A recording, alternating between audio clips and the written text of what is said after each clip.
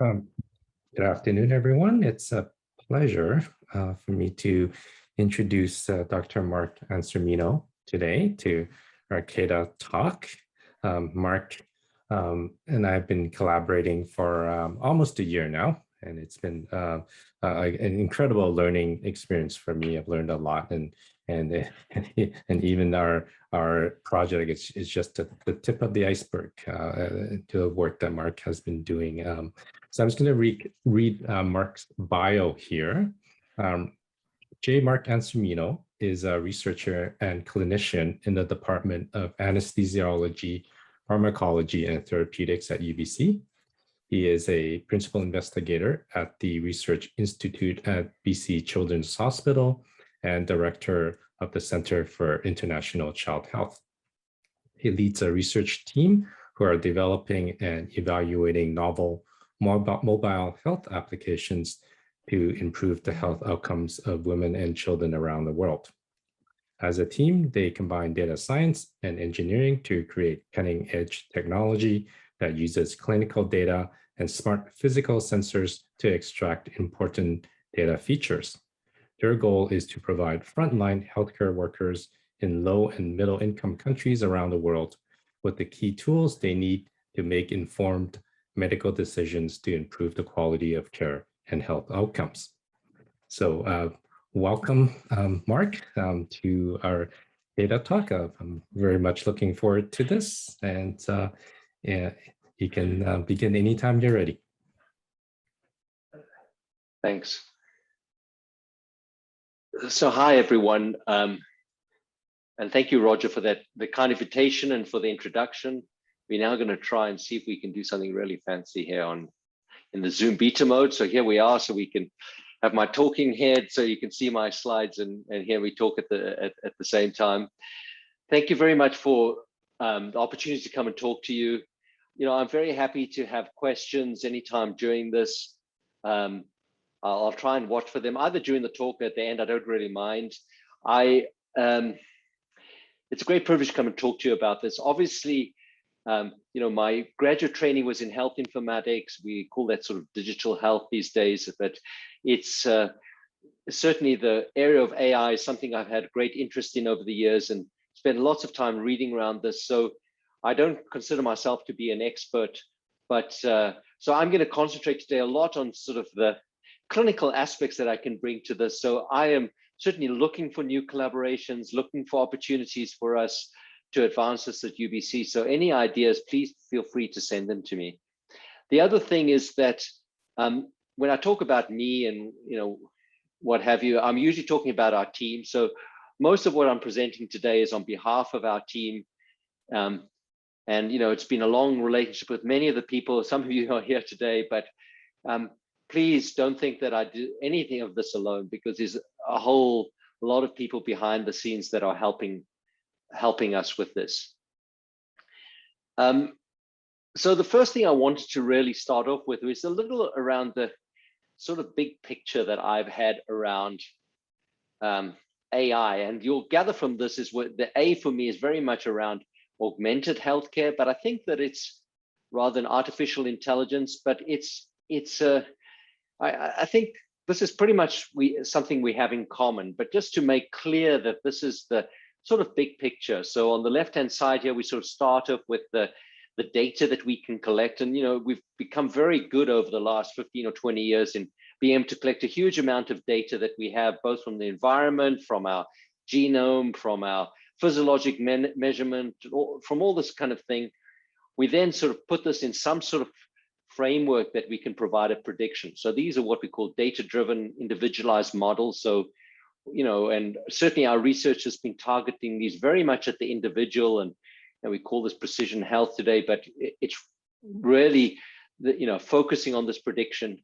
But I think the key message I want to bring today is that there's so much more that happens once we've actually provided the prediction, because we need then to decide what do we actually do with this prediction.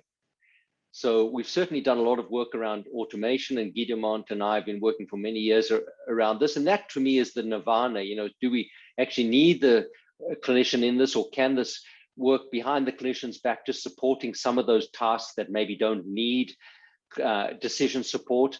But most of what we actually do in healthcare is going to be using these models in a way that enables the physician to improve what they do, providing some sort of intervention, which we can then measure some outcome, typically with a sensor. And a key part of this is obviously going to be this feedback loop so that we continue to optimize what we're actually doing around prediction.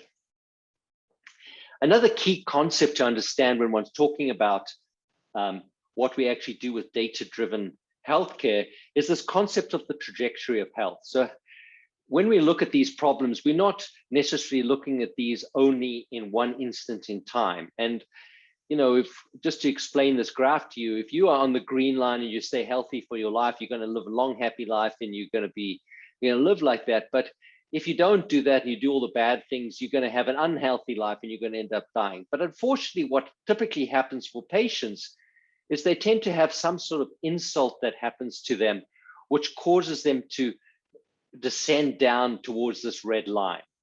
And if we can identify this insult really early, we can quickly push them back to a state of health.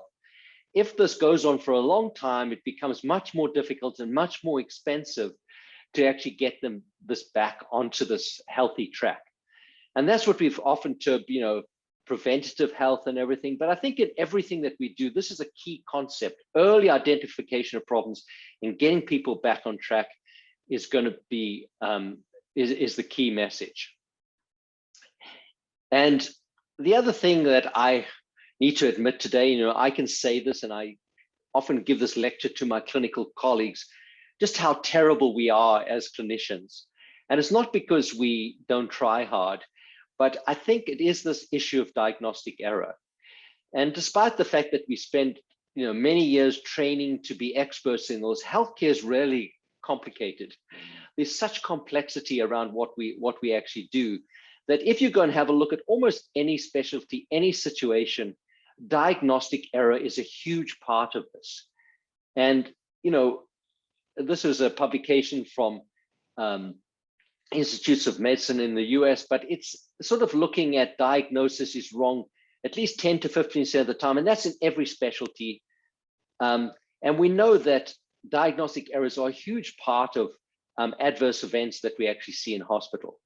And just to put that in perspective, I think all of us in our lifetimes will experience diagnostic error. So this is a really key thing. I'm not going to talk too much about this today, but remember that this is where we try and augment what a clinician does. So we're not going to get over this by just trying harder or trying to do better. We're really going to need some support to actually be able to do better when we do this. So the condition that I'm going to talk to you about today, or focus on when I talk about the models that we actually build, is sepsis. And sepsis is really the final common pathway to death. And this is something that is not really well understood by the lay population.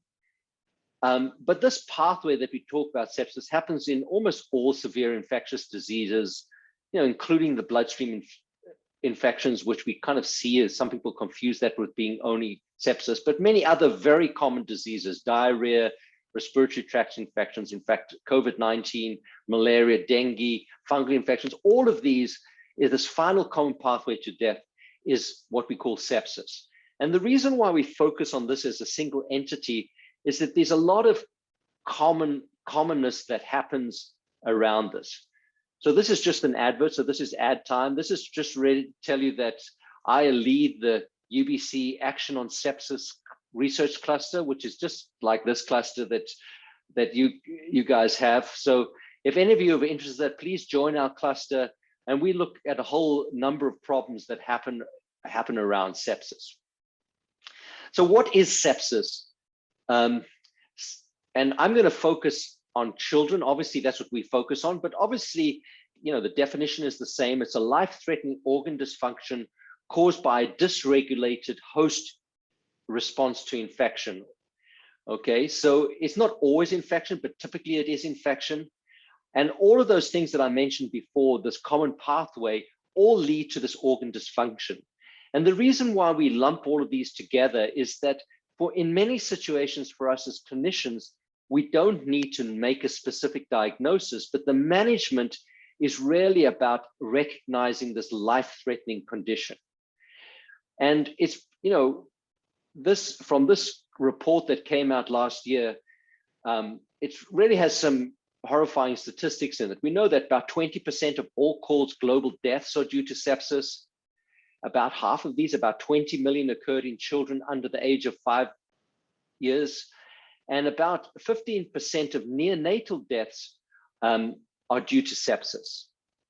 So, this is a very, very important condition, and the reason that we are focusing on it. The key thing about sepsis, which really links to that trajectory that we talked about earlier, is about sepsis recognition. And if we can recognize sepsis early and we can provide relatively simple interventions, we know that we can save people's lives. We're not going to save every case, but a significant number of these, if we can intervene early when people get into the stage of sepsis, we know that they're much more likely to be saved than when they get into the severe stages of sepsis. Sepsis is often missed, and the reason it's missed is that it's not necessarily in the forefront of somebody's mind that this patient will have sepsis. And as I said, there's a lot of misunderstanding, even among the medical community, about how important this is for being the stages that put people on the slippery slope going towards death. We also know that just using simple thresholds based on some individual things like a vital sign, or even adding some of these vital signs together, are not very effective in identifying children with sepsis. So we have this idea of trigger tools, which is really combining all the clinical information we have into some algorithm or prediction model that's able to recognize sepsis. And that's really what I'm going to be talking about today. Another key concept that is very relevant to sepsis is that if we have a look at this in the global context, and most of the work that we do today is done in low resource environments, is that a lot of the deaths that happen in these settings don't only happen because of the lack of resources. So in many of these situations, and this report came out in the Lancet last year, many of these deaths happen because of the poor quality of care. So just providing care doesn't necessarily make for good outcomes. So if you're not appreciating who this child is early in their disease, if you're not changing the system so that it can manage that child and provide the effective treatments, you are not going to improve outcomes. And we know that, this number of 8 million people that die in low middle income countries die from conditions that could be treatable by the health system. And as I say, a lot of this is not about lack of resources. And about 60% of these deaths have been estimated to be due to just to poor quality of care. And this is not, once again, bad people. So this is getting back to the whole thing is, how can we persuade people just to do things in a different way? And a key to doing this quality improvement, we know, is measurement. So that's key to accountability. But measurement alone is not enough. So if we're implementing these kind of measurement capabilities, we need to do other things that are going to enable us to change those systems. So this is a little picture that really explains to you, gives you some little insight of what happens to the average mother with a sick child in a low resource environment. So they sitting at home somewhere. And the first problem that we actually have is that for various reasons of education and poverty and other things, that the parents don't know what a sick child looks like. So, this becomes the first problem. And as we said, if you delay in identifying what a sick child looks like, you're going to be delaying the rest of the process. So we really need to address this delay that's happening in recognizing the sick child. We then need to make sure that the child can actually get to a facility. So that's another problem that we have. How do we avoid this delay? And the area we're going to talk about today is the delay in receiving care at a facility. So, that child may arrive there early in the morning when they're, the mother's just got transport, but it may take many hours for that child to actually get the care that they need, or even be seen, even be assessed. And then there's obviously the question of low quality of care at the facility. And what I'm not going to talk about today, but is obviously another part of this journey, is that once these children leave the facility, what we need to do is, we know that they're not totally cured. And we've learned this, we've certainly seen this with COVID. You know, if you have COVID, you're likely to suffer from this for many years afterwards, for many things. And we see this from all causes of sepsis. And we know that the mortality rate of these children is quite significant once they leave the facility. So we need to have a pathway back that we can make sure that these children, if they become sick again, can be referred back into the system. And we also know that these children suffer from developmental problems that continue for many times. So these are really, all of these issues are just after a simple infection causing this, you know, to this child, which are very common, but all of these issues need to be addressed. The part I said I'm going to concentrate on today is what we call smart QI, or smart quality improvement. And smart quality improvement addresses many of these components. So we look at the child or the mother and child, if we've got a newborn. We're talking about smart triage, which is really prioritization of treatment for a child when they come to hospital. We have looked at some things of identifying vulnerability, which children are most vulnerable, and either with newborn babies or with these sick children that are coming for a facility. We look at children who are sent home and what happens with them. And we have a whole program around smart discharges, which we look at these children when they're sent home. But we're also looking at some of the longer term outcomes, developmental outcomes, and trying to identify if we can predict which children are at risk of developing these longer term outcomes and what we can actually do about it. So that's really our quality improvement program. But if we just look at triage, which is this first phase of the process, which is trying to identify what happens to these children. So on the bottom here, we have what the sort of standard thing is happening in many situations in these low resource settings. We have everybody come, the first come, first serve. So, you know, whoever arrives there first in the morning gets seen. The intake nurse has no prioritization, so it may take quite long for the sick child to be seen. There's even further delay till they get assessed. It may be delayed further until they get treatment. And then, of course, you increase the risk of death or longer term outcomes. So our goal is to really use this technology to identify very easily and rapidly which children are at the highest risk, which are most vulnerable, that we can expedite them through the system to make sure that they have early clinical assessment, early treatment, and less issues when they get discharged. Okay, so this is just showing you what that process is. So we sat down and said, okay, how we can do this. And we know from existing studies that even delaying treatment for an hour can significantly increase the risk of you dying once you're in established sepsis. So we know this time to treatment is the metric that we can use to try and drive our quality improvement. So these are just some of the pieces of technology that we have. So we first of all have this child that arrives at the facility.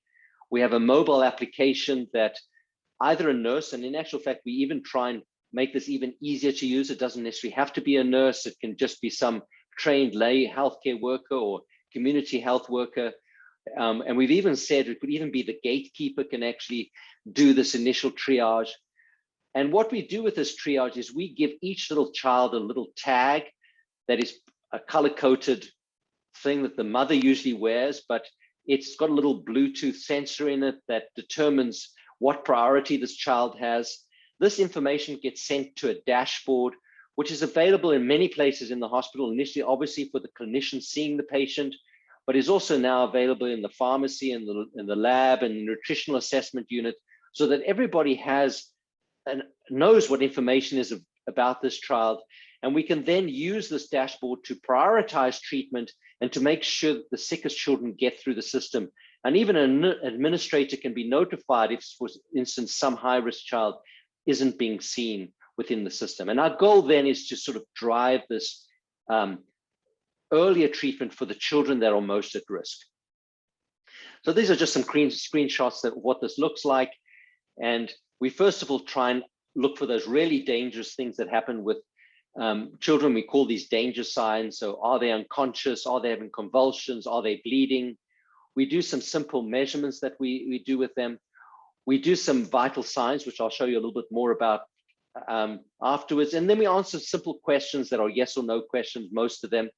And based on the model, which we'll talk about just now, we provide we give a prediction, a probability of that child being vulnerable. And we usually base those probabilities on the need that this child would need to be admitted to the facility. So that's what we use as the primary outcome for our model. And what we've been working on a number of years that's inside this model is, inside this application, is we've got a smart way of measuring respiratory rate that uses just tapping of the screen to time the measurement of respiratory rate. And we've worked over a number of years of including pulse oximetry, which we found to be a very useful objective measure of children that are most vulnerable. It's a fairly late sign, but certainly even small degrees, drops in saturations, become quite useful once we combine them with the other clinical information. So this is the process that we actually go through when we go and build these models. So I'm just going to take you through this, this process, just to give you a little bit of insight into how much work, and this work has been going on for more than 10 years. So the first thing is we sit down and we say, okay, we're going to build a model around this. What predictors do we actually need to use? Like what predictors? So we get, first of all, we do a systematic review, looking at all the published literature around this. We look at all the international guidance around this. And then we sit down with a group of experts that we try to set the priority of each of these predictors. And we make sure that we've standardized the definition and we use the same response option. We do a lot of branching logic. So some of these only need to come to at certain stages. If you've got one particular predictor, you then will get another. And we come up with this core set of predictors that we actually use that are based on all of this. And we've published quite a lot in a number of these projects on how we actually come up with these predictors that we use to start collecting data. What we then usually do is we go and do a baseline data collection. We go to the population, take those predictors, and typically we will have up to 200 different predictors that we actually use following this stage. And we'll go and collect all of the data in a few thousand children based on that data. We then need to go about building a model. And typically, like for triage, these are based on those danger signs, some priority signs. And the risk of admission is a combination of these predictive factors. So in this particular model, we use 39 predictors that we decided would be useful in our model building phase. And as I said before, these were very well selected, defined, and a lot of effort was done in actually collecting this data. And then we model it around the primary outcome, which we defined as the need for admission. And we also decide that if the child is sent home the next day, they probably didn't need to be admitted, so we don't consider that to be an outcome. Or if they get readmitted within 48 hours or admitted within 48 hours, we know they probably should have been admitted in the first place. And this is the typical output, and hopefully all of you are aware of this receiver operating curve, which really plots the sensitivity with the specificity. So we're able to use all of these predictors to create these sort of curves.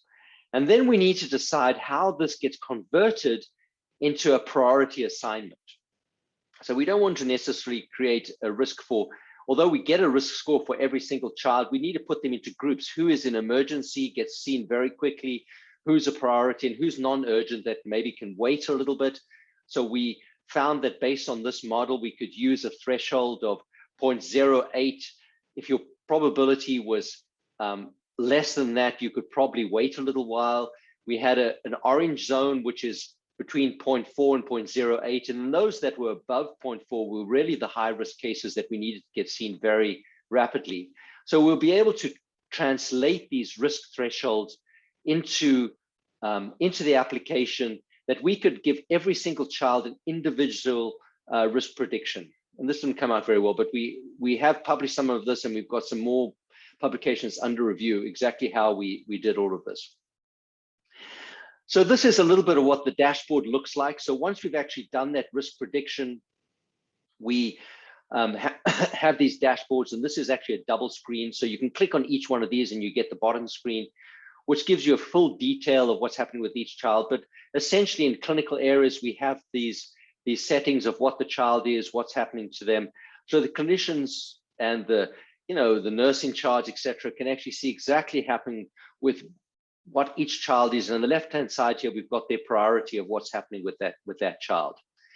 So the outcome of the model, the other thing is we try to provide some explanation for the clinician, because often the explanation, the clinician will say, well, this was identified as a red case, a high priority case, but this child doesn't look very sick for me. So they can go into the app and they just click on this and it'll tell them exactly which factors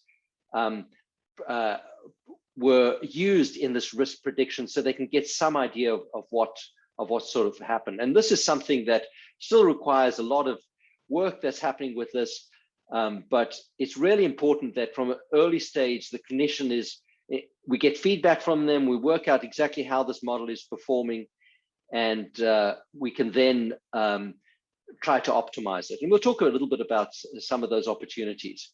We then link this process of risk prediction into a quality improvement program. And as I said earlier, the key thing is not just to provide the prediction and then go home.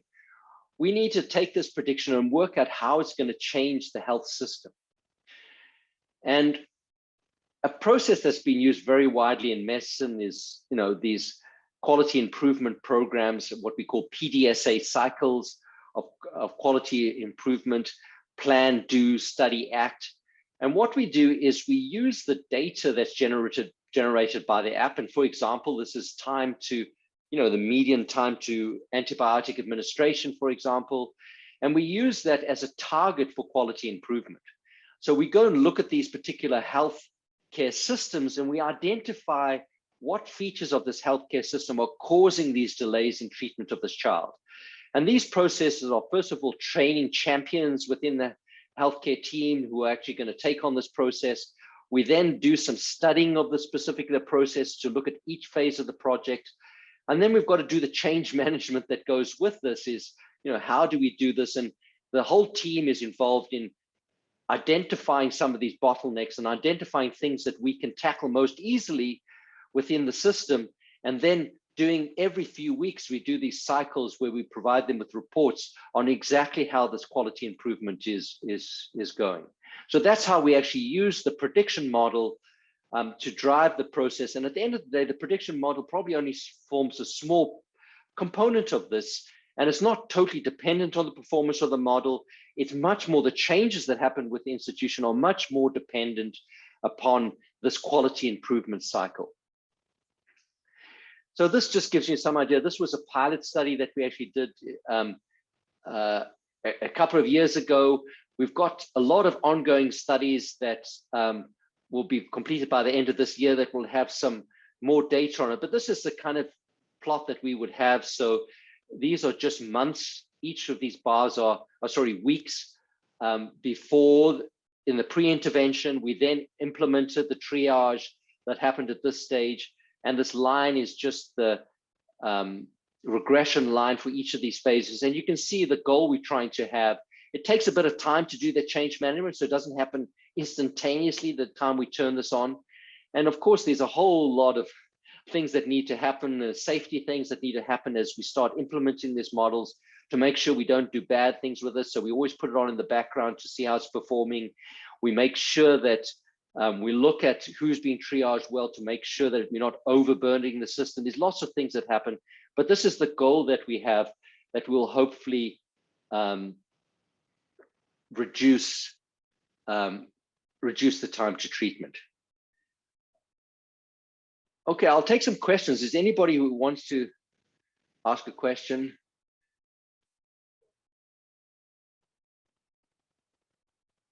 Okay. So I'll ask a question. Hi. Yes, David. So you're basically assuming the same information for each patient, because I imagine at the start you get very little information. As you pass through these stages, you get more and more information. But the way you're doing it, you're sort of assuming that you sort of start off with all this information about each child. So I'm just wondering about that.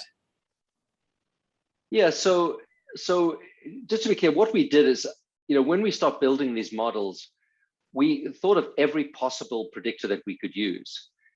And then we allowed the data building process to select those based on those, 2,000 or 3,000 children. We allowed that to determine what was the minimal data set that we could use, what Parson's model could we use that would be practical to implement. So we didn't need to collect all of these. And remember, to collect these 200 variables probably takes at least half an hour, which is not going to work. We want something that can be done in 5 minutes. So we really only ended up with, I think, 12 predictors that were in the final model that we used to do this prediction. So it's not, and of course, it's this whole issue of, is this generalizable and all this kind of thing, which I'll talk about a little bit now. But that is an issue. But the idea of this is it's got to be quick and simple for people to actually be able to do it. So I would imagine that initially you only have a few of them, and then if that gives you a high signal, then you add more, particularly if they're expensive. Exactly. So we have a process in the modeling, obviously, where we look at where's the sort of, the contribution of adapting more information. And that really comes around us looking at this and oftentimes making a clinical decision. Which children did we not get? If we add a few more, which do we get? How do we actually decide a sensible point that we can actually do to limit the amount of data that in the model, so we don't end up with too many predictors, which is going to take a lot of time to collect, and it's probably not adding significant benefit to the process that we're doing. And remember, in this particular situation, all of these children are going to be assessed. It's not like we're sending somebody home that they're not going to be assessed, which is really why we start in this environment. And if we were sending children home, I think that the burden would be much more on, having a high fidelity. But here we know that even the children in the back of the queue are going to be assessed. And it's just that you're increasing the probability that the sickest get seen sooner. All right, thanks. The other question was just a little bit around interoperability. I'll talk a little bit about that, and I think that that's what the next part of the talk is around. So I'll save that question to the end. If I haven't answered your question by then, let me know. So as we were doing this, we began to realize, like, this is great. It's like taking the knowledge that I have as a clinician that's maybe even better than me, and can I take this information and identify the vulnerable children, but I can actually put this in the hand of people who maybe don't have the opportunity to have the training that I have, or can't afford that, or maybe have got a big burden of number of patients that they've got to see. So, we could certainly see the advantage, but there are many barriers to adopting this that I'm sure you're all very aware of in healthcare. And it's all really about what we call this, how do you trust my model? What is the credibility around this, reliability, the transparency around this? And how do we make sure as we go about this process that people are going to buy into this, that see it's a good idea? And there's lots of issues that we have around this. It's the problem of low quality data that we see everywhere in healthcare. We talk about this idea of interoperability, and that's relating to your question, is this idea is that there are going to be other sources of data. So we've worked a lot on this, is trying to implement these models within the existing data systems that are available in the facility. This issue of standardization, people use medical terms in many different ways, so we've got to make sure this is done. It's about who owns this data. It's how we explain how these models work. One of the key things that we're addressing now is how do we update these models? So, things change. We have pandemics, populations change, healthcare systems change. How do we update these models? And you'll know when you come to do this in academic literature, this may take 10 years before this model gets published and, sort of validated, which is another big process. So how do we keep them current? Is there some sort of regulatory framework that we need around this? And then becomes really important issues around patients and, how do we preserve their privacy? How do we make sure that any data is not able to be re-identified? So all of these are issues that we need to really deal with. And, we've got projects going on within our team doing some of these, but obviously looking for lots of collaboration. I think there's some really good progress that we can actually make, not just in building better models, but how we actually come to deal with these issues. So having looked at all of this, Tex Kassoon, who's I think here with us today, and myself, probably 3 or 4 years ago, we sat down and said, okay, how can we really advance this with a global perspective? And we said what we really need to do is to create a platform where we could get collaborators together, where we could get this data and make it available for others to use, but also, as important with that, be able to have other people contribute data.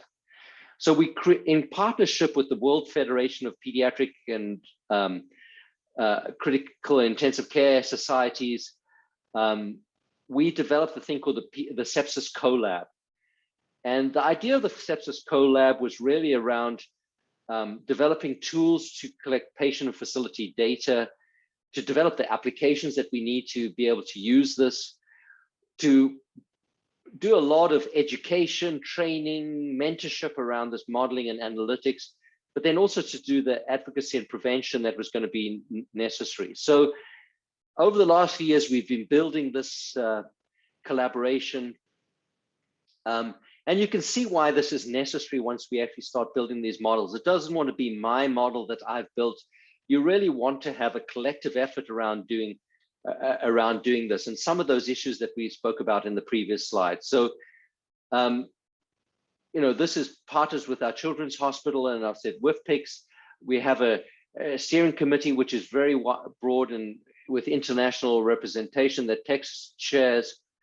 The data on this is really based on the FAIR principles, which I'm sure you will be aware of. And we've spent a lot of time and effort to make sure that all of our data is available for other people to be able to use. But as I said, the other piece on top of this is how we encourage other facilities to continue to contribute their data.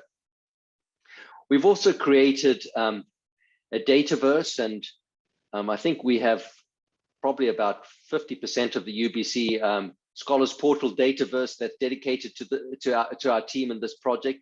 So we've got a huge amount of resources that are available now within the Sepsis Collab, including clinical data, and we've got a whole moderated process whereby you can have access to this data. We've got all of our study protocols. We make our tools that we use for collecting the data, the mobile apps that we use for triage. All these sorts of things are available for anybody else who wants to be able to use them as part of the collaboration. So if you're interested in finding out more, that's a good place to actually go and have a look. And we now have, working on building momentum of other people around the world who have similar sort of interests. And this is just a map showing where some of those people are. And of course, we're limited in what we can do ourselves, and COVID hasn't been helpful in making all of this work. But we do have an increasing moving forward with building these collaborations around the world. So this is my final slide, and I could probably spend the whole day talking about this slide. But Roger said to me, like, if you're looking at collaborators, what are the things that we need to still do as a research program that we are working on actively, but would certainly see, and particularly in the AI community, we can see those things that are important to you and what things we could see us moving forward working on. And obviously, there's always room to improve our model performance. Now, you appreciate that we're talking about fairly small data. We've probably got 20,000 cases in total in all of our projects at the moment. But with this international collaboration, these are going to grow. And certainly at the moment, we're growing these cases at thousands a month. So it is going to grow in scale, but we should always look at how we actually can make these models better. So can we improve discrimination, calibration? We mentioned generalizability was an important thing. So we are collecting data now in other sites. And even within Uganda, we know this is an issue. There are sites that have malaria and some sites don't have malaria. Some are more rural areas, some are more urban areas. So we know that there's going to be differences. And of course, COVID's been that thing that's really challenged our model building processes, because there's been huge difference in health seeking behavior that's happened around lockdowns and various other things that have made that difficult. Of course, bias is a thing, or what I like to call algorithmic accountability is a really important thing that we need to work on. And remember, in most of the models that we work on, we want to preserve the bias because we're looking at vulnerability. So if there's some factor that's making a child more vulnerable, we want to make sure that by trying to address this issue of bias, that we're not doing the opposite. And in other words, so we're really addressing this thing of bias preserving, but we need to look at, are the other things that are potentially, unforeseen consequences of what we're actually doing during the model building process. We have a lot of work around to the stability and robustness of the model. So for those of you who have worked on these types of models, it's very easy with any technique that you use to come up with a whole lot of different predictors that work just as well. So, and we still have a lot of work that needs to be done on understanding why certain predictors may be better. And I think that comes back to David's question earlier, is like, how do you decide, is this a good predictor or not? Can you improve the model, not necessarily by making better discrimination maybe, but by making a more stable model that's more generalizable based on the predictors that you've actually worked. So there's a lot of work that needs to happen around that. Obviously for us, we're working in a constrained environment. We don't just have a cloud somewhere that we can get into, that we can use unlimited computational power to actually be able to do it. Most of these are done on mobile devices in these low resource settings, often in situations where they won't even have a internet connection. So we've really got to make sure that whatever we're doing with these models is going to be computationally efficient to actually be able to work that. The other issue, the other area where I have a lot of interest in, and a lot of stuff that I've worked on the last few years around this idea of technology supported decision making.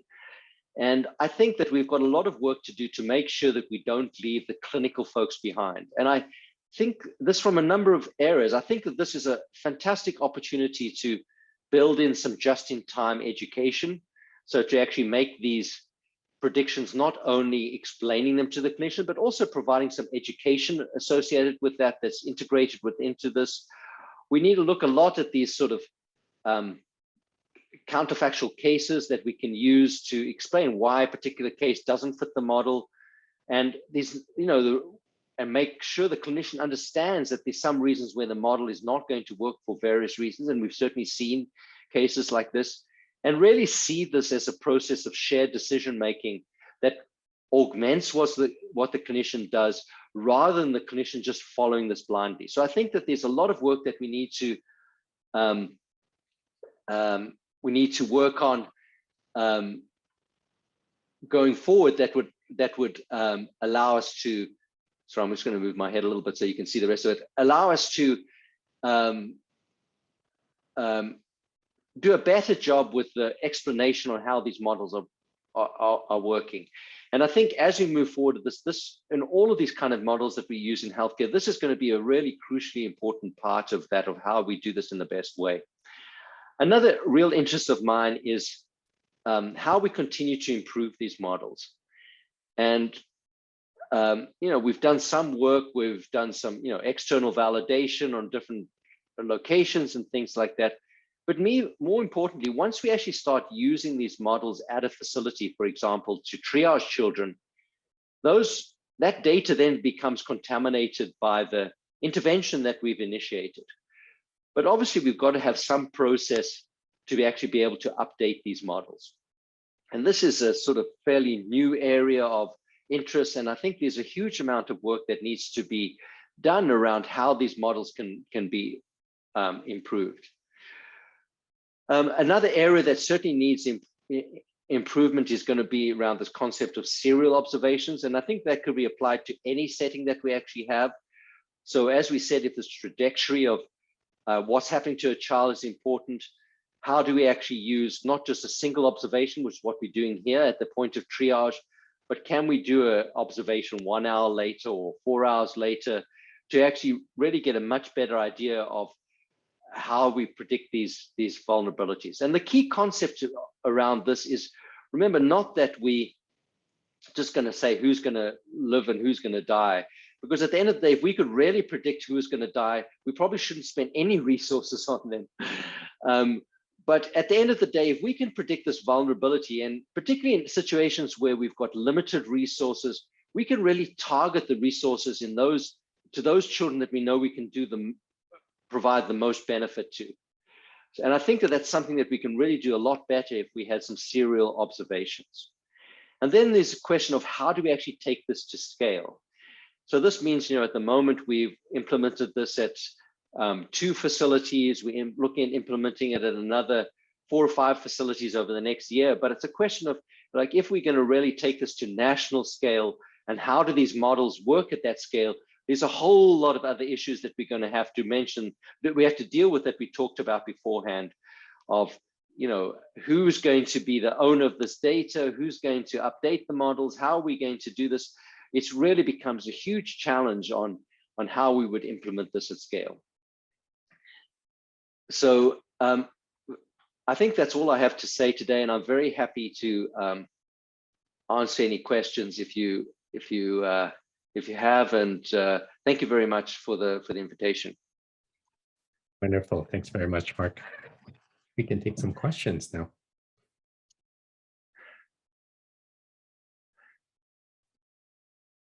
I'll start with my. Yep. Sorry, but no, go ahead. Oh, okay. I'll start with my own question. You mentioned, having the AI and the clinician, be part of this shared decision making. So that depends on on both sides, right? So on both the model and the clinician's background. So how do you perform that clinical validation? Wow, Roger, that's a really interesting question, and I think that it's, I think that we've certainly within our team looked at this in many areas, more in high resource settings of, how would you determine that technology is augmenting what you're doing as a clinician? And you'll know that, it's finding a reliable outcome that you could use that would determine that is really difficult. And of course, one of the advantages of working in these low resource settings is these outcomes are much more common than you would see them in a high resource setting. But even in those settings, trying to show that one way of doing something or another way of doing something in a very complex environment. And remember that when you come and say we're implementing the technology is not about what icon we use. So, we can tweak this icon and show that this happened. You really perturb the whole system. So you have the situation that you have a research nurse there who's talked about something else. You've had somebody who's all of a sudden being a bit more careful because they know that the data is being collected around the thing. In these complex health environments, there's so many other things that actually happen that it's incredibly difficult to design experiments that look at very specific things. The sorts of things that you're talking about is saying, so what do we need to implement in this with somebody maybe with at different levels of training that actually happens? So can we compare the guy at the gate who doesn't have any education to maybe the triage nurse who's a fairly junior nurse? Can we look at those people and to see, it doesn't make any sense on how we could use that technology? I think that would be great to do, but I think it's a very challenging question to try and answer. Mm-hmm, mm-hmm. Just as a follow-up, is there any fear that there could be over-reliance on the model? Yes, absolutely. Absolutely. And we've already seen this in our projects, where we've and it's a difficult concept to explain to people because I'll just give you an example. I think that's the easiest way. So we had the situation where one clinician felt that every child that was triaged as an emergency should get antibiotics. And you can understand why. Like, we're touting this as a system that predicts vulnerability, but the clinician must still decide how is the model performed. We're just giving you a priority that you must see this child as. So this was sort of like an example of an unintended consequence that happened, and of no fault of anybody in the system, but as you say, just a total reliance on the technology to actually be able to triage the patients rather than relying on your clinical acumen. And I have no doubt that if you look at the prescribing practice of these clinicians, it's going to be totally impacted by the technology. Some of that will be good and some of that may be bad. And that's why, in actual fact, in this particular project, we are implementing a antibiotic stewardship program that goes along with it, because I think that this is one of the real advantages, that we can help the clinician to prescribe less antibiotics rather than more antibiotics. But that would be an unnecessary reliance on the technology. Very interesting. Just a couple of questions in the chat. Yeah, okay.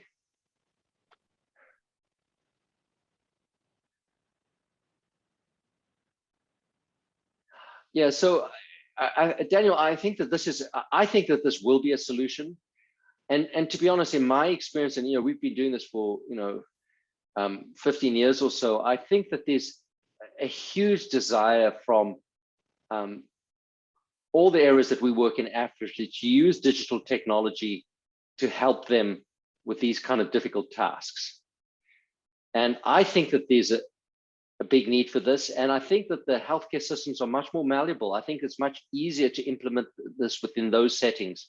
Certainly that's our experience, than within high resource settings, which are often much more complicated, and it's much more difficult to implement this.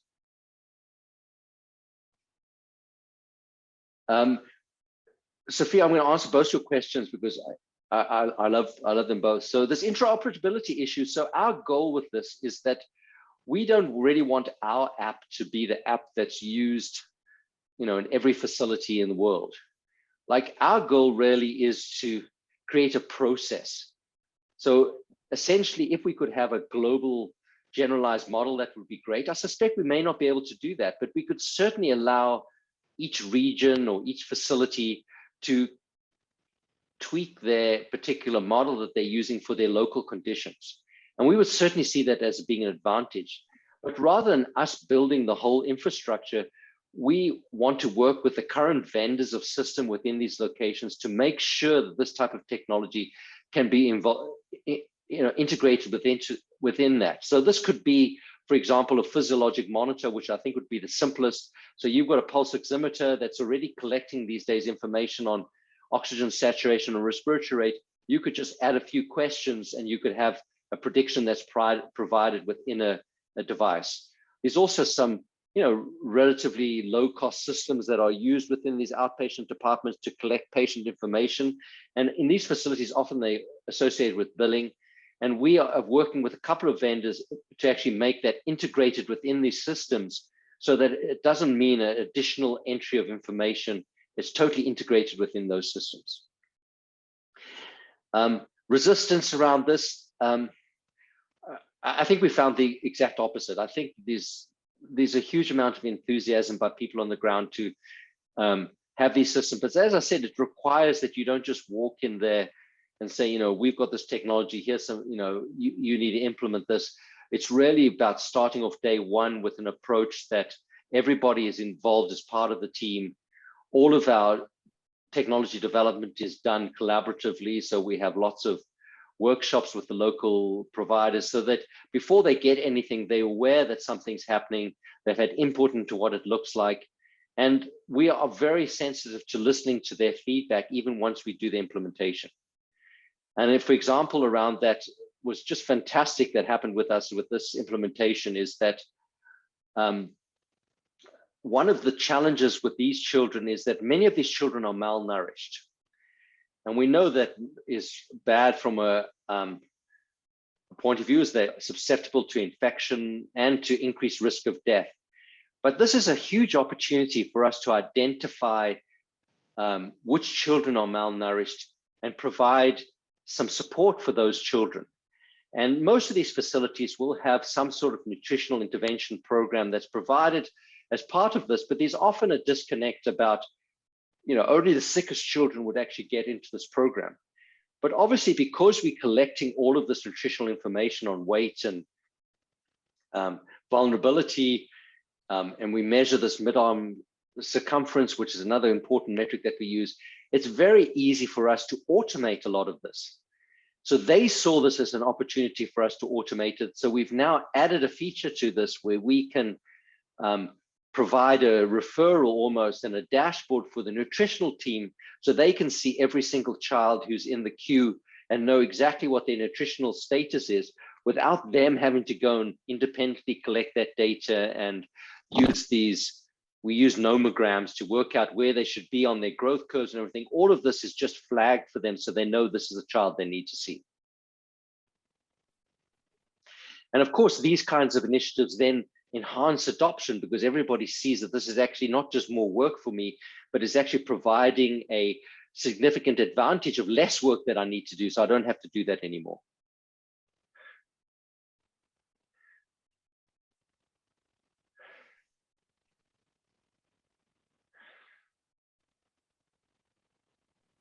Yeah, thank you, Mark. Just as a last takeaway, you have that wish list basically at the end of different things, and you've got a lot of AI folks here on the call.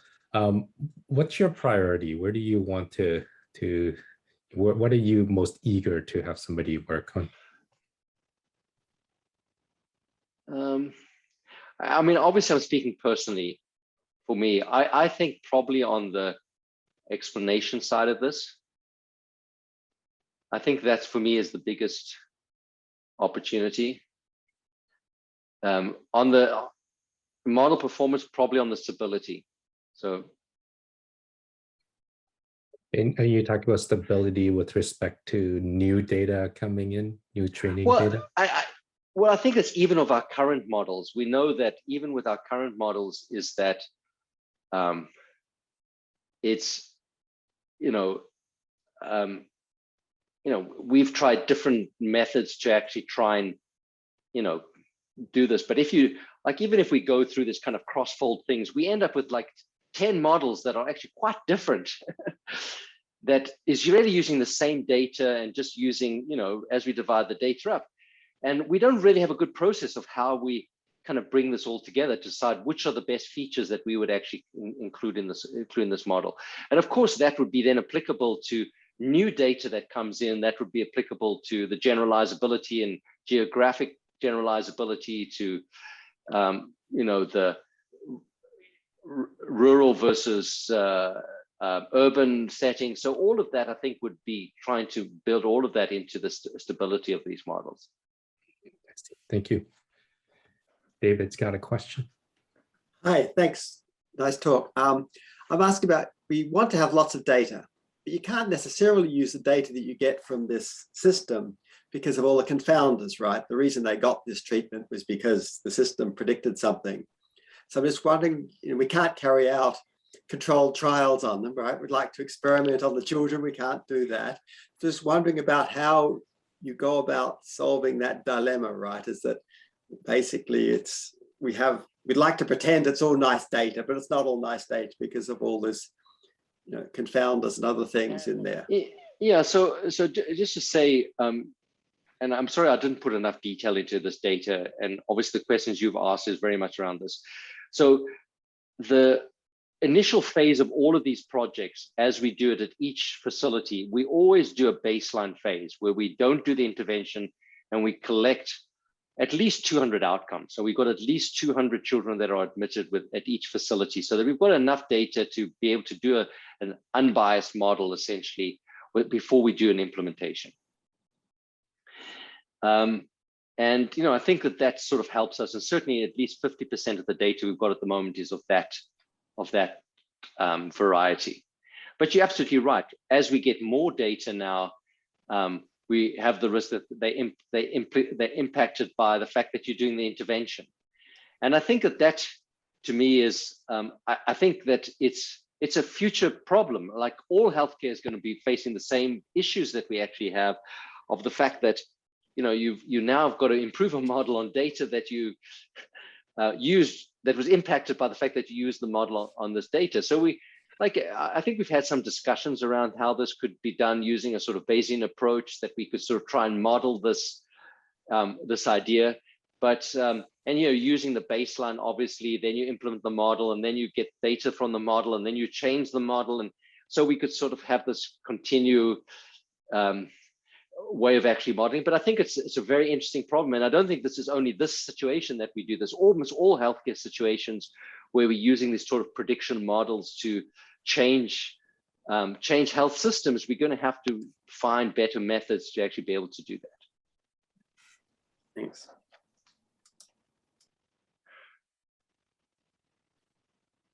Any other questions? Any other last questions from Mark? If not, I'd like to thank you again, Mark, for the wonderful talk and for the discussion afterwards.